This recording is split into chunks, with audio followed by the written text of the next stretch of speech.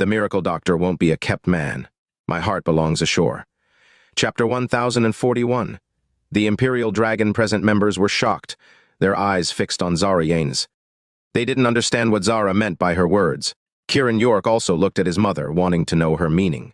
Zara Yanes, do you think some things still need to be said? Daniel Yarrow asked nervously, his voice cold. Some things are better left unsaid. Daniel looked at Zara, his tone calm but laced with coldness. Zara remained very calm. Some things, when spoken, indeed hurt people deeply, like tearing open a wound. She looked at Daniel. Over the years, I even thought Cassie Nash and I could become good sisters, but because of you, we couldn't. Good sisters. That's impossible, Daniel laughed dismissively, clearly not believing her. Do you think Cassie really loved you? Zara suddenly asked Daniel. Daniel was taken aback, feeling as though a knife had stabbed his heart. That's between us. It's none of your business. You know very well that Cassie's identity was suspicious, which is why my father rejected her. However, you, infatuated with her beauty, stayed with her, Zara said, her expression serious and disappointed. Daniel's expression changed constantly, revealing his anger. The crowd realized that it wasn't Axel Yanes who sent Cassie to Daniel. She had been rejected and then stayed with Daniel. This revelation shocked everyone even more. Because you were with Cassie, you changed from a respected member of Imperial Dragon into a person filled with evil and greed, Zara continued. Zara Yanes, you've said enough. Daniel's face showed his fury. Though he didn't make a move, the killing intent on his face was clear. Zara remained calm, looking at Daniel. I haven't said too much, only the truth. She looked up at Jade Dragon Mountain. Cassie came to steal the dragon's soul. She tried to use my father to get it, but after being rejected, she turned to you. Daniel's face turned uglier, his fists clenched tightly. Kiran instinctively moved forward to shield his mother from Daniel's potential attack. Seeing her son protect her, Zara felt a warmth in her heart. She looked at Kiran and said, Don't worry, he can't kill me. Zara Yanes, don't think I won't kill you, Daniel said coldly. It's not about whether you dare to kill me. The question is, what will happen to Imperial Dragon after you kill me? What will happen to the dragon vein's power in your body? Zara asked, looking at Daniel. Daniel hesitated, not making a move. Even if you absorb the dragon vein's power, it remains in your body and can't be given to Cassie, Zara said, reminding Daniel. I'll find a way to give it to her, Daniel retorted coldly. Whether there's a way or not, I don't know. However, my father managed to seal his soul in the dragon's soul sword at the moment of his death, showing that she couldn't get it, Zara continued. Although not hidden, Zara and Daniel's conversation was confusing to the crowd. They couldn't understand what was being discussed, but knew it was a significant secret. Daniel's face changed multiple times before he finally told Zara, If you tell me the solution, I will stop harming Imperial Dragon and all of you. I will leave alone. After all these years, you still can't let her go. However, have you thought about what will happen if the dragon vein's power in your body is with her? Zara asked, her voice tinged with concern. You still worry about the dragon vein's power. It must be very effective then, Daniel said, his face showing anticipation as he looked at Zara. You don't understand. She can't get the dragon vein's power. If she could, my father's dragon vein power would have been taken by her long ago, Zara said. Daniel's eyes showed disappointment and growing anger. What is your relationship with Lady Meiji?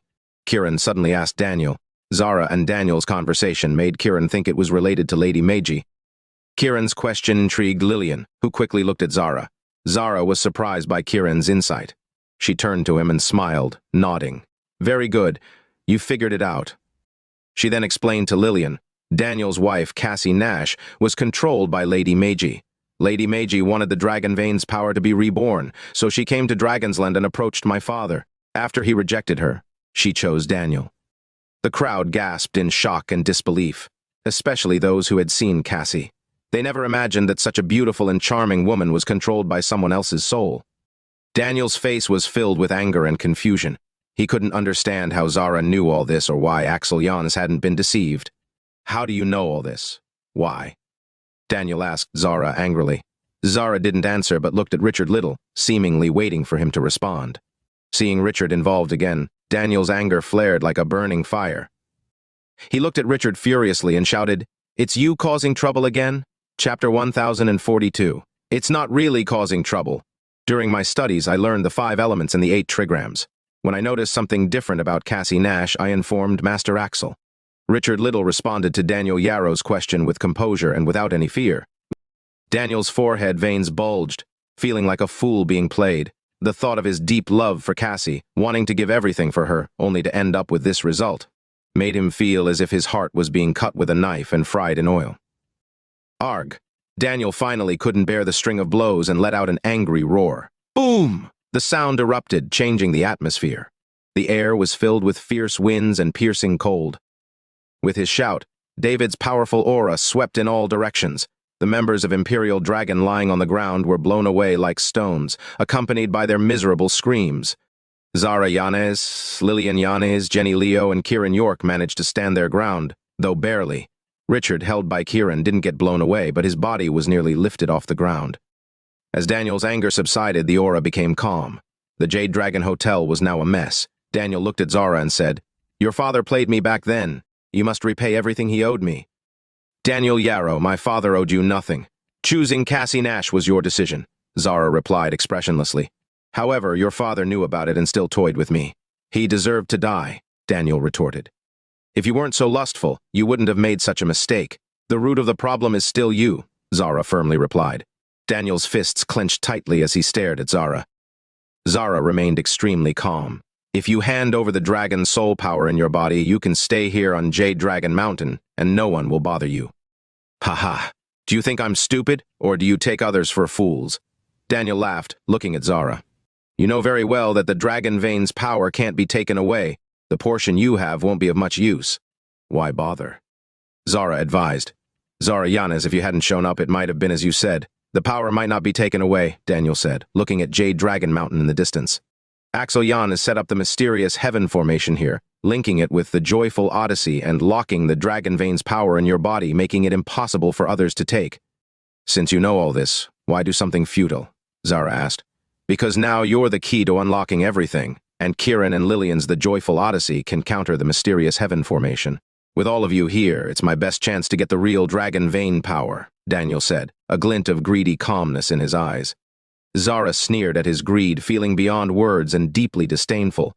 Zara's taunt was a humiliating blow to Daniel. His face grew darker and colder, his aura spreading again. The strong wind from before seemed icy this time. As the aura spread, the plants around Daniel withered and froze. Kiran and the others felt as if they were plunged into an ice cellar, the cold piercing to the bone. Richard, the weakest in martial arts, trembled all over, his teeth chattering loudly.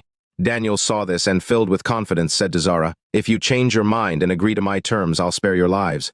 Kiran hadn't spoken, listening to learn more secrets about Imperial Dragon, Jade Dragon Mountain, and the dragon vein power.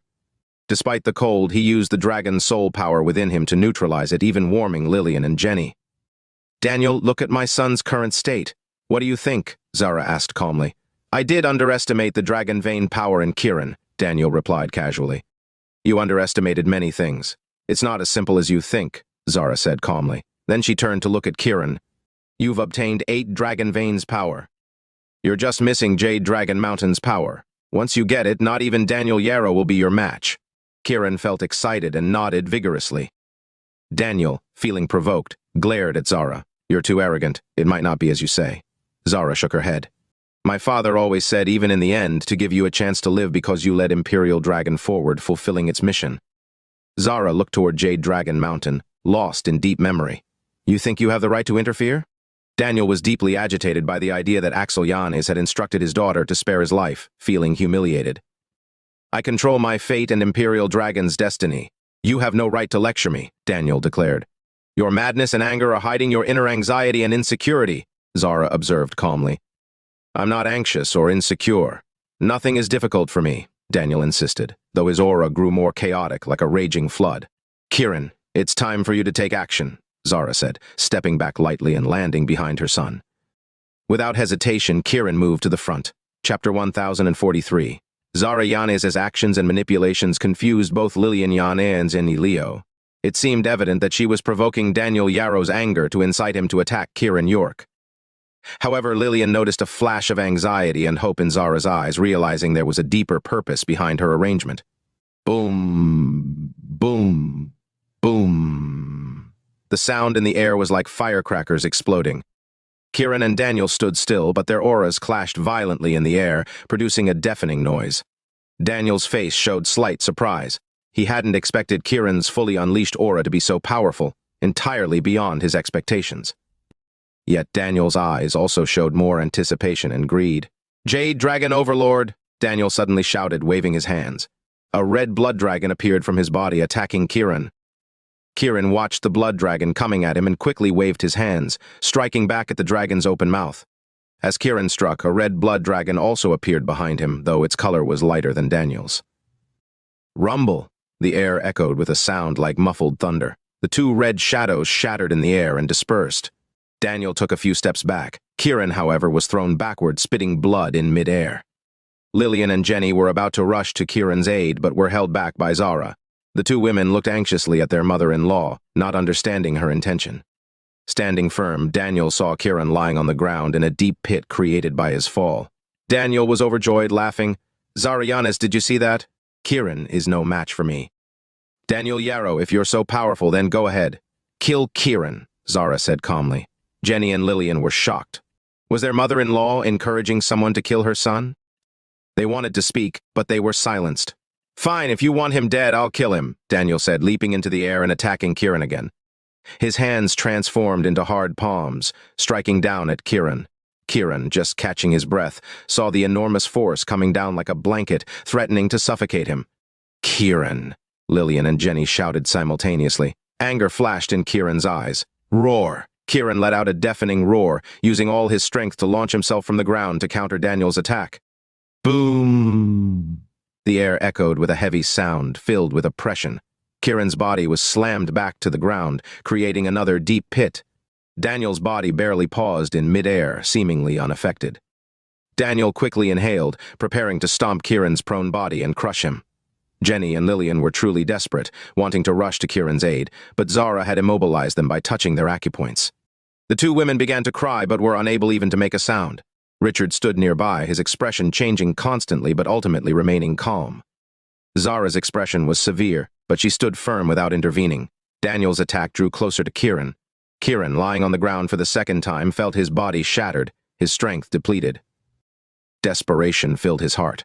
Was he really going to die here? He couldn't understand why his mother wasn't helping him. The thought of his mother watching him die and not allowing Lillian and Jenny to assist filled him with immense sorrow and despair. The physical helplessness intensified his fear. Despair and fear spread through his body like poison, growing stronger and stronger. This negative energy permeated the air. Daniel's attacks became fiercer while Kiran's despairing aura entered Daniel's body. Daniel felt more excited and powerful, thrilled at the prospect of killing Kiran and easily defeating the others. Daniel gathered all his strength for a final blow to kill Kiran. Kiran, unable to move or escape, faced death. At that moment, the little spirit inside Jenny seemed to sense the danger and rushed out of her body towards Daniel. Seeing the spirit, Zara clenched her fists, her eyes filled with hope and excitement. Richard also seemed relieved. Just when Kiran thought he was about to die, he felt a surge of power within him. This power condensed into a massive dragon shadow, striking back at Daniel. Daniel didn't expect the dragon vein's power to counterattack at this critical moment. Yet he wasn't afraid, releasing his own dragon vein power to attack Kiran. Boom! The air echoed with an intense bang. Originally, Kiran's dragon vein was not as powerful as Daniel Yarrow's, but strengthened by his desperate will to live, his power matched and even overpowered Daniel's. Daniel was thrown back, spitting blood and falling flat on his back. The spirit that had left Jenny's body shot towards Daniel, entering his body and absorbing his dragon vein power.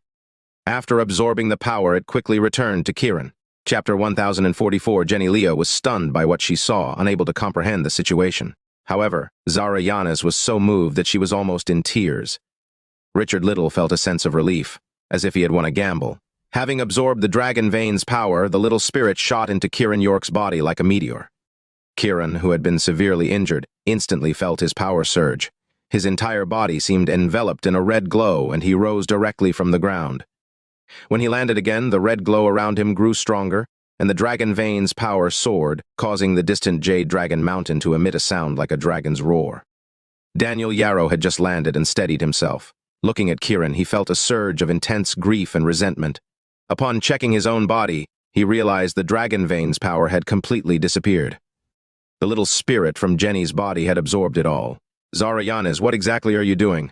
Daniel asked angrily, struggling with pain. "Rebirth from despair," Zara replied. Daniel was momentarily stunned, staring at Zara. What do you mean by rebirth from despair? Kiran had the power of 8 dragon veins in his body, but he lacked the power of the dragon head. Only when faced with death would his will to live become strong enough to seize your dragon head's power, Zara explained. Realizing he had been tricked, Daniel was furious, clenching and unclenching his fists as he stared at Zara. Zara continued, still apprehensive. I wasn't sure if it would work, but now it seems it did. Curse you, Zara Yanis. I can't believe Axel Yanis told you this secret, Daniel snarled, realizing that Axel must have shared this information with Zara. Zara shook her head. You're wrong. My father didn't know either, and neither did I. It was only by following Kiran and seeing him acquire the dragon vein powers one by one that I thought of this method. You. Daniel glared at Zara, nearly spitting blood in his anger. Daniel, you have lost. I will honor my father's instructions and not kill you. You can choose how you want to handle this, Zara said, her tone sincere. This defeat was a heavy blow to the proud Daniel, something he couldn't accept. Ha, ha, ha. I will never fail, and neither will Sunland. Daniel suddenly laughed maniacally. Sunland? Zara asked, surprised. That's right, I am actually from Sunland, Daniel admitted, no longer hiding the truth. His admission shocked everyone present. They couldn't believe that the leader of Imperial Dragon, the organization established to resist Sunland, was actually from Sunland. This was a tremendous humiliation. None of you need to blame yourselves.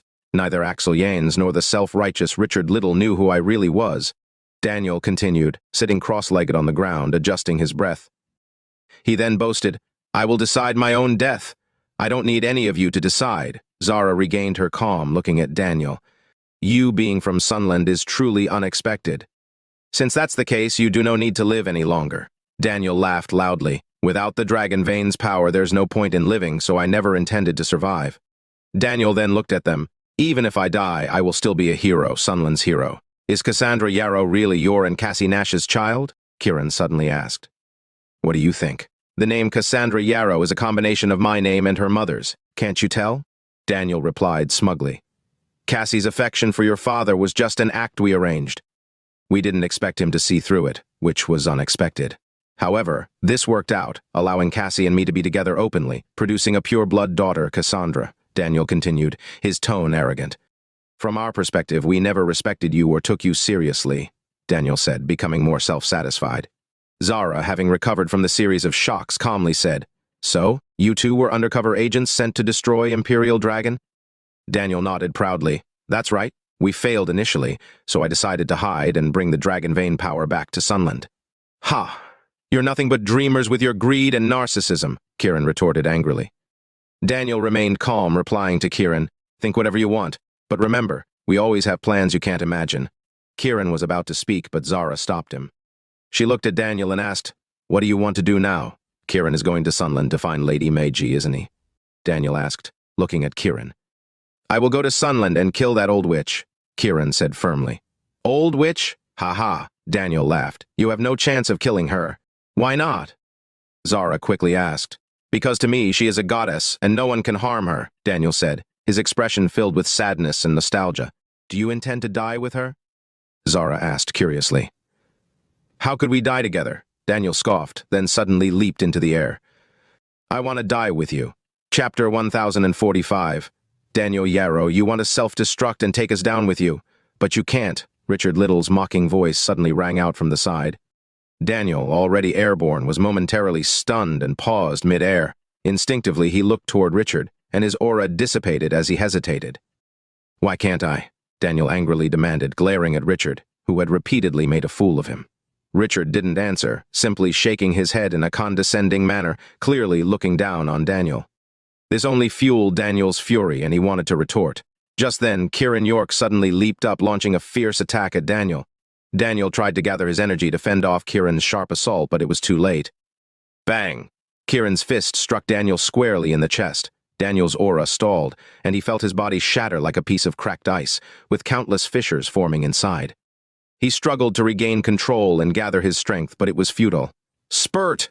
Daniel spat out a mouthful of blood, his face turning pale. Furious, he realized he had been tricked again and demanded, Why?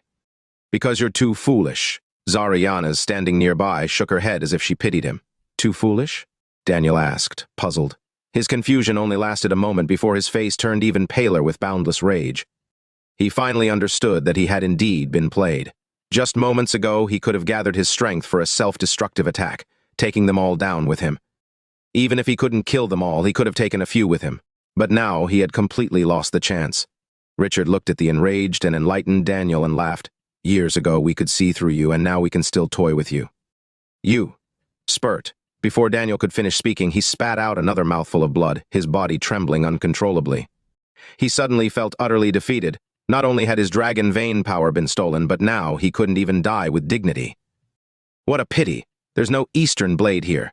If there were, I'd give it to you so you could perform seppuku, Richard remarked calmly, seemingly understanding Daniel's thoughts. Damn it. Daniel cursed, but before he could finish, his body convulsed violently, and he collapsed to the ground. Daniel Yarrow, who would have thought that after a lifetime of cunning you'd die in such a pathetic way? Richard continued to provoke him, trying to make him die in a fit of rage. Spurt, spurt. Lying on his back, Daniel spat out 2 more mouthfuls of blood, his body convulsing violently. Seeing this, Zara finally relaxed completely. Kiran didn't make another move, but he was filled with admiration for Richard's cleverness and high-level tactics. Even if you kill me, Lady Meiji will avenge me, ha-ha. Daniel laughed one last time, his body convulsing violently. Lady Meiji is neither human nor ghost. She doesn't even know her own fate, let alone avenge you, Richard mocked coldly. Daniel wanted to retort, but he felt his body growing weaker, and even speaking became difficult. Spurt! Spurt! 2 more mouthfuls of blood spurted out, and Daniel's body gradually lost its strength, his eyes slowly closing. Daniel died with his eyes wide open, unable to rest in peace and filled with regret. Sigh! Richard sighed deeply, filled with endless sorrow and helplessness. Zara's face also showed a complex expression, not entirely relieved. Richard turned to Zara and said, Years ago, Axel Jans left me here to protect this foundation. Now it is finally complete. Uncle Richard, are you leaving? Zara quickly asked. Richard nodded, a look of sorrow and anger flashing across his face. My niece Barbara is dead. I have no more ties here, so I want to live a carefree life. Zara didn't respond, instead looking at Kiran. Kiran stepped forward and respectfully asked Richard, May I ask what your relationship with my master is? Richard smiled at Kiran's question. Your master and I are fellow disciples. Fellow disciples? Brothers? Kiran was shocked to learn of the close relationship between his master and Richard. He was filled with gratitude, realizing that their plan to save him was likely a result of their collaboration. Although the fate of the York family was tragic, it was predestined, Richard said, looking at Kiran. Having experienced so much, Kiran had gradually let go of his desire for revenge against those responsible for his family's demise. His heart now held a larger purpose to protect the Dragon Vein and Dragon's Land. Don't worry, I understand, Kiran told his mother, Zara Yanis. Zara nodded slightly, knowing that Kiran had let go of his hatred, feeling a mix of emotions. Many challenges await you in the future. Your responsibilities will be great, and you must continue to work hard, Richard said, turning to Zara. Even if you don't want to manage Imperial Dragon, you will still need to oversee it for some time. Zara's face showed reluctance, but she looked at Kiran and said, Finish what you need to do here, and then take over Imperial Dragon. Kiran understood that Zara was referring to Lady Meiji, but he firmly shook his head. I won't get involved in Imperial Dragon. My journey was initially driven by revenge, but that desire has waned. Now I only seek closure, and I hope Imperial Dragon can give me an explanation. Kiran looked at Daniel's lifeless body and sighed. I need nothing more. Zara wanted to persuade Kiran further, but Richard interrupted. Some responsibilities are not necessarily burdens to bear, but are better kept in one's heart. Zara instantly understood. When will you go to Sunland? She asked. I'm preparing to leave now, Kiran replied. Zara thought for a moment, then gestured for Kiran to leave. Together with Lillian Yanis and Jenny Leo, Kiran bade farewell to his mother and Richard before departing. After they left, Richard turned to Zara and finally spoke. Chapter 1046. Why didn't you tell Kiran York about your role? Richard Liddle asked, looking at Zara Yanes. A mother and her child are connected. When I gave birth to him, I left part of the Dragon Vein's power within him. If he ever needs it, I will transfer the soul of this Dragon Vein power that is within me to him, and that will be enough, Zara replied, her eyes calm and filled with deep love. Even though there hadn't been much emotional exchange between her and Kiran, the love was already in her heart. Richard's expression shifted several times before he finally looked at Zara and said, Perhaps it's better this way. Not letting him see you die might be the happier outcome. Zara nodded slightly. Luckily, killing Daniel Yarrow was easier than expected. I didn't have to use this part of my power, or it could have haunted him for life. If this soul enters Kiran's body, he could reach even greater heights, heights beyond our imagination, Richard remarked, his gaze fixed on Jade Dragon Mountain. At that moment, Jade Dragon Mountain stood tall and majestic, emitting a mysterious aura that seemed to merge with Zara's own. I suggest you go to Jade Dragon Mountain to cultivate. This way you can refine the soul's power even more and accumulate strength for Kiran, Richard proposed. Thank you, Uncle Richard. That was my plan when I returned, Zara replied after a brief pause. I've always wondered how Lady Meiji could repeatedly enter Kiran's soul through dreams. The core of Sunland's ninjutsu is spiritual power. Lady Meiji's spiritual power has reached unimaginable levels, allowing her to control like this, Richard explained, then added. Previously, the love spell provided an opportunity for her to manipulate Kiran and Yvonne Quinn. Richard looked towards the direction Kiran and the others had left and said, now that the love spell is gone, even if she can still control, it will be much weaker, significantly reducing the danger to Kiran. Cassandra Yarrow also went through a lot. I truly admire her, Zara said, nodding with a hint of melancholy. Who has an easy life? Everyone has their struggles. Cassandra never revealed who Yvonne's father is, Richard remarked, his eyes filled with a mix of gravity, complexity, and sympathy. Zara fell silent, not speaking further. The remaining matters of Imperial Dragon should be resolved by those involved. If they remain scattered, they are destined to decline. But if someone steps up to address everything, the future could be brighter, Richard said, looking at the people who had been attacked by Daniel and were now unconscious. In fact, the existence or non-existence of Imperial Dragon has become meaningless over the years, Zara replied. That's one reason why I'm leaving. Over the years, I've expended much effort to protect this mountain. Now I can finally relax, Richard said with a smile to Zara. But rest assured, I will always remember that I am part of Imperial Dragon. If you or Kiran ever face danger, my master and I will step in. Thank you, Uncle Richard. Imperial Dragon stands today because of people like you, Zara said, about to kneel in gratitude. Richard stopped her with a gesture and said, born in Dragonsland, I am a Dragonslander. For Dragonsland's future, I am willing to give my life and blood. Richard's eyes were filled with passion, even hinting at tears. He looked up at Jade Dragon Mountain and shouted, Imperial Dragon, protect the heavens. The heavens protect me. I protect Dragonsland. Ha ha. Richard laughed, full of endless emotion, with a touch of melancholy, as if reminiscing about those who fought bravely without regard for their lives. Zara's eyes also grew moist as she watched Richard gradually disappear. The originally quiet Jade Dragon Mountain suddenly emitted a sound like a dragon's roar, seemingly responding to Richard's words and resonating in the hearts of everyone, reminding them of the past. Zara repeated Richard's words softly as she walked towards Jade Dragon Mountain, as Axel Yanez's daughter when Axel founded Imperial Dragon on Jade Dragon Mountain. He and his wife also imbued the soul of Jade Dragon Mountain into Zara's body. Because of this, Zara's mother, Mia Cromwell, died after giving birth to her, having exhausted her life force. Zara had lived in pain for years, nurturing this soul, hoping to pass its power to Kiran one day. It was for this purpose that she endured the pain of the York family's massacre and survived despite her hatred. Now that Kiran was strong, possessing the power of the dragon vein, he only lacked the soul. This soul could not simply be given to him. Kiran needed to constantly train and face stronger enemies to one day master the soul. The soul was like the finishing touch on a masterpiece. Kiran, I hope you won't disappoint me, Zara murmured as she entered Jade Dragon Mountain. After leaving Jade Dragon Mountain, Kiran, Lillian Yanez, and Jenny Leo headed straight to the airport to return to Dragon City. The trip to Jade Dragon Mountain had been unexpected for the three of them. They hadn't anticipated that Kiran's mother was still alive and that they would meet her. More importantly, what they thought would be fraught with danger was resolved peacefully. Reflecting on this, Kiran felt deeply grateful for Richard and his mother's wisdom.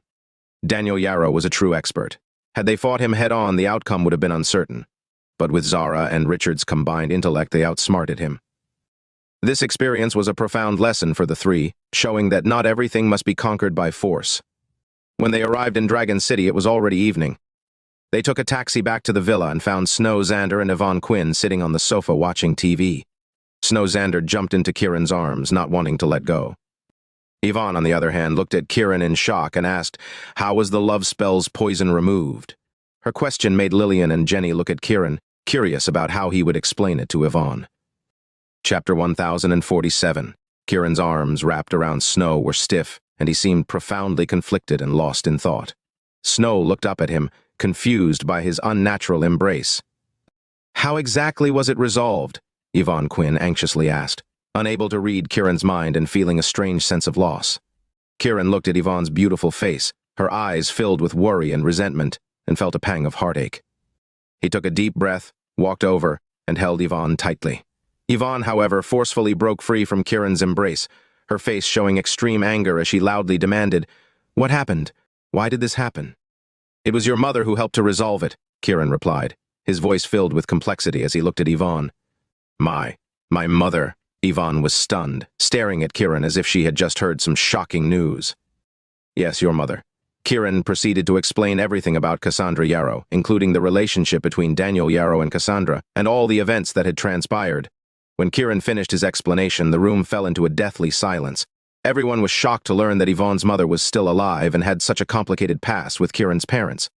The realization hit Yvonne hard. She felt anger and frustration, not knowing who her father was, and now she felt like she was following in her mother's footsteps. Seeing Kiran's deep love for Snow made her heart ache even more. Did she really have no hope left? With the love spell no longer binding them, Yvonne felt her last bit of hope slipping away. Her body trembled with emotion before she pushed Kiran away and ran back to her room. "I'm tired. I need to rest," said Lillian Yanez, who understood Yvonne's disappointment and was herself feeling complex emotions. She turned and left the room. Being more straightforward, Jenny Leo felt awkward seeing Kiran with Snow and excused herself to another room. Now, only Kiran and Snow remained in the living room. Kiran gently stroked Snow's hair and softly said, "I'm sorry." Snow smiled instead, cupping Kiran's face with her hands. "As long as you take me with you, nothing else matters," she said sincerely. Kiran was stunned by her words. "And I hope you can treat them well. Isn't it nice for everyone to be together forever?" Snow said with a genuine smile. Kiran felt a surge of emotion, facing the reality of his relationships. He knew he couldn't abandon Lillian, and having been intimate with Jenny Leo and Aoki Kozner, he couldn't betray Snow. He had to be honest with her. "Go and comfort Yvonne. She is very upset right now," Snow said, giving Kiran a kiss on the cheek before turning and going to her room. After a moment of thought, Kiran opened the door to Yvonne's room. She was lying on the bed, crying, her body shaking with pain and disappointment. Kiran walked over and gently lifted Yvonne. She clung to him, her arms around his neck. There were no words, only tears and sorrow, expressing endless heartbreak. After a long time, Yvonne stopped crying. She looked up at Kiran with tear-streaked eyes and asked, "Do you think I might be from Sunland?" "I only know that you are my woman," Kiran said tenderly, looking at Yvonne. Yvonne was stunned by his response. Those words were warm, loving, and touching. Tears filled Yvonne's eyes as she looked at Kiran, feeling immense happiness. Kiran gently held Yvonne's face and said, "From now on, you are my woman. If you don't leave, I will never let you go." Yvonne was shocked by Kiran's heartfelt declaration. "If you leave, I'll find you, tie you up, and keep you on the bed so you can't move," Kiran added. Yvonne covered her mouth, looking at Kiran in disbelief. She never expected the usually cold Kiran to become so tender and make such a promise. "Kiran, I love you and I'm afraid of losing you." "I don't want to leave you," Yvonne said, holding Kiran tightly as if fearing he might leave. Kiran smiled, looking at Yvonne. "However, there are many women around me now. You must accept that." "Have you forgotten where I grew up?" Yvonne replied flirtatiously, her mood lifting. When Kiran thought of the Maui tribe and Yvonne's personality, he felt joyful. He hugged Yvonne tightly. In Kiran's arms, Yvonne felt immense happiness. In Yvonne's embrace, Kiran felt a profound sense of responsibility. They held each other tightly, their hearts closely connected. They knew they would be together forever. Reflecting on the journey to Jade Dragon Mountain, Kiran realized the weight of his responsibilities and the importance of not failing those who had shown him true devotion. Although the love spell had vanished, Kiran knew that the bond between him, Yvonne, and Lillian would play a significant role in the future. Thinking of the sacrifices the two women had made for him, Kiran felt a strong sense of duty to care for them. Kiran and Yvonne held each other for a long time, sharing genuine emotions without crossing any boundaries. Eventually, Yvonne sent Kiran back to Snow's room. Snow felt Kiran's love and was even happier. The next day, Kiran set off for Sunland with Jenny Leo. Chapter 1048. Jenny Leo was quite happy to be with Kiran. Jenny, still as adorable as a child, clung to Kiran York and stayed close to him. Kiran was tense and serious about this trip to Sunland, knowing that Lady Meiji was no ordinary person. Seeing Jenny's innocent and lovely demeanor, he couldn't bear to put too much pressure on her and let her act spoiled and willful. Initially, Kiran planned to come to Sunland alone, but Lillian insisted that he bring Jenny along. Lillian Yanez knew that Jenny had a mischievous force within her, akin to a living dragon vein. Last time, when killing Daniel Yarrow, this mischievous force played a significant role. No one knew Lady Meiji's true strength, so having Jenny and her force as additional help might be beneficial. Jenny had never been to Sunland before. Although she was a young lady of wealth and had traveled extensively, she had never had a good impression of Sunland, and thus had never visited. This was Kiran's second visit.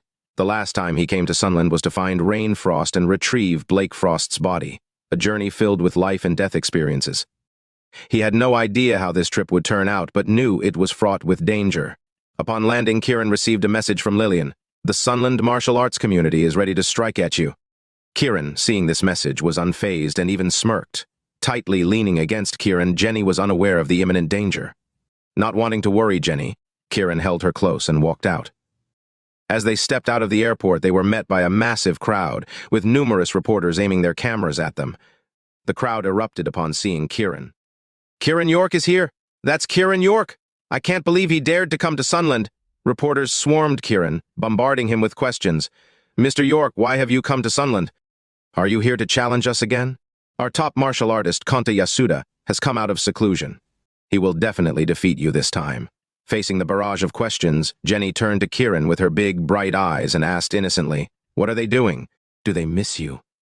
Kiran couldn't help but laugh at her naive question. He looked at the reporters and asked playfully, "Do you miss me?" The Sunland reporters and onlookers were furious. How could they miss Kiran? They despised him. "Kiran, you escaped last time, but you will die here this time. Our top martial artist will kill you. We will show you that Sunland is the true powerhouse of martial arts." Kiran's calm demeanor only fueled their anger. "I will be waiting for your top martial artist, Kanta Yasuda, at the Pagoda of Nations," he declared, igniting further rage. The Pagoda of Nations, a symbol of Sunland's pride, was now the battleground Kiran chose for his confrontation. "You will not leave here alive," a commanding voice rang out. The crowd parted, revealing Kanta Yasuda, CEO of Yasuda Corporation, standing with a cold smile. Kiran raised an eyebrow, recognizing the man from the Power Hub investment group. Kanta Yasuda, standing only 1.6 meters tall, was a thin man with sharp, cold eyes behind his glasses. Despite his stature, he exuded an imposing aura of authority. "Kiran, you may have defeated the Sunland Ninja Association before, but you will not leave Sunland alive this time." The crowd echoed his sentiment, chanting, "You will not leave alive." Their anger and hatred for Kiran were palpable. Unperturbed, Kiran maintained his smile, paying no mind to the threats. Jenny, however, blinked her big eyes and pulled away from Kiran. Knowing she was about to cause some mischief, Kiran remained calm. Jenny approached Kanta Yasuda, her heels making her taller than him. "How will you kill my hubby, little shorty?" She teased, her voice sweet yet mocking. The microphones picked up her words, broadcasting them widely. Kanta Yasuda's face turned livid with rage. He was the CEO of Yasuda Corporation. "Damn it!" One of his bodyguards cursed and charged at Jenny. Chapter 1049. Already furious and turning pale, Kanta Yasuda felt a bit better when he saw his bodyguard spring into action. Jenny Leo was a woman, and laying a hand on her would be beneath him. However, her calling him Little Shorty had deeply hurt his pride and, by extension, the pride of all Sunlanders. He eagerly awaited his bodyguards to severely beat and humiliate her. Kanta Yasuda also hoped Kiran York would intervene. If Kiran injured ordinary people, it would be a legal matter, making it easier to deal with him through the law. This was Kanta's plan, which was why he acted arrogantly from the start. The reporters stepped aside, aiming their cameras at the bodyguards, anticipating Jenny's brutal beating. They also hoped Kiran would step in as part of their strategy to provoke him. To their surprise, Kiran remained unmoved, seemingly unconcerned about Jenny's safety. His bodyguard's attack was swift and sharp. As the bodyguard's fist closed in on Jenny, she took a seemingly unsteady step forward, deftly dodging the attack. She lightly pulled Kanta Yasuda, causing him to stagger into her previous position. Realizing the danger, Kanta tried to evade, and his bodyguard attempted to withdraw his punch, but it was too late. With a loud thud, the bodyguard's fist landed on Kanta's right cheek. Kanta cried out in pain, flying in the opposite direction. Meanwhile, another bodyguard, leaping to kick Jenny, found his target gone and accidentally struck Kanta instead.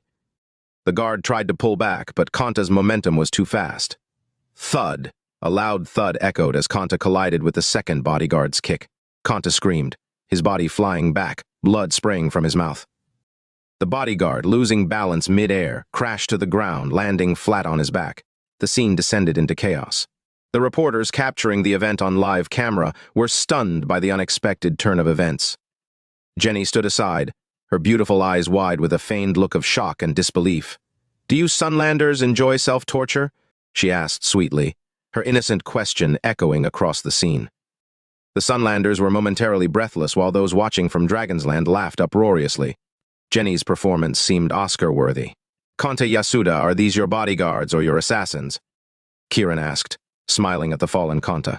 Kanta, clutching his chest in pain, struggled to rise, only to be enraged further by Kiran's comment, causing him to spit blood. "He seems to enjoy self-torture, spitting blood for no reason," Jenny mused curiously. Kanta, overwhelmed, blacked out and collapsed. His bodyguards, now realizing their mistake, hurried to his side. The one who punched him called out in panic, "Chairman, are you all right?"